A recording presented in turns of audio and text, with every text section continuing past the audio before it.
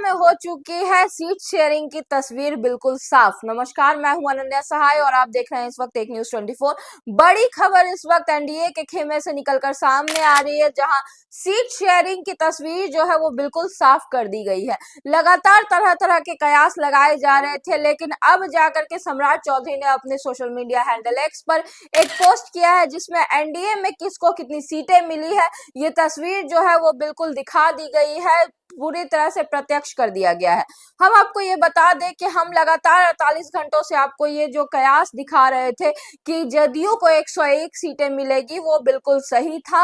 99% जो है हमारे अटकलें जो थी वो बिल्कुल सही साबित हुई है। जदयू को 101 सीट मिली है एनडीए में, लेकिन अगर बात करें बीजेपी की तो 100 सीटों की बात हुई थी, लेकिन बीजेपी जो है वो जदयू के साथ भाई भाई का रोल निभा रही है और 101 सीटें दोनों को मिली है। बीजेपी की भी 101 है और जदयू की भी 101 है।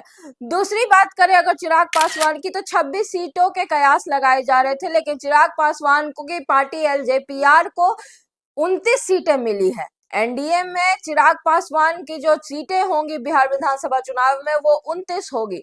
और अगर बात करें आरएलएम के उपेंद्र कुशवाहा और हम जीतन राम मांझी की पार्टी को, तो दोनों को रिस्पेक्टिवली 6 और 6 सीटें मिली है।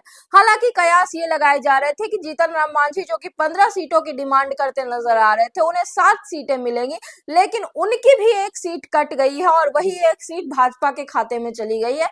यानी उपेंद्र कुशवाहा को मिली है 6 सीटें और जीतन राम मांझी को भी मिली है 6 सीटें। दोनों की सीटों की गिनती जो है वो बिल्कुल बराबर है और दोनों बराबरी की सीटों पर बिहार विधानसभा चुनाव लड़ेंगे।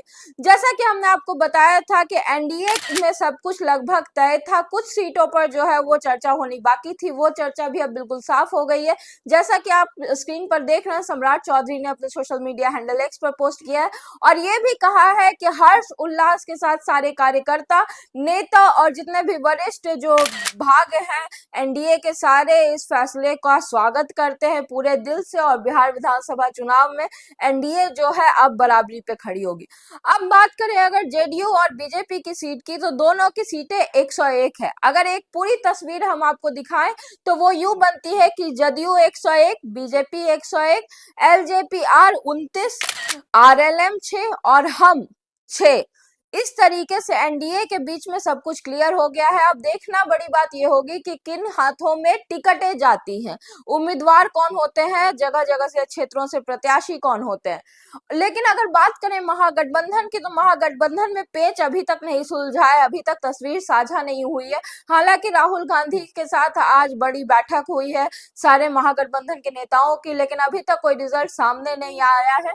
अब जिस तरह से एनडीए ने आधिकारिक घोषणा कर दी है, माना जा रहा है कि आज से कल तक में जो है महागठबंधन भी अपनी आधिकारिक घोषणा कर देगा और देखना यह होगा कि महागठबंधन के खेमे में किसको कितनी सीटें मिलती हैं। इस तरह से चुनावों की जितनी भी खबरें होगी सब पर नजर बनाए रखें और हमारे साथ देखते रहिए एक न्यूज 24। धन्यवाद।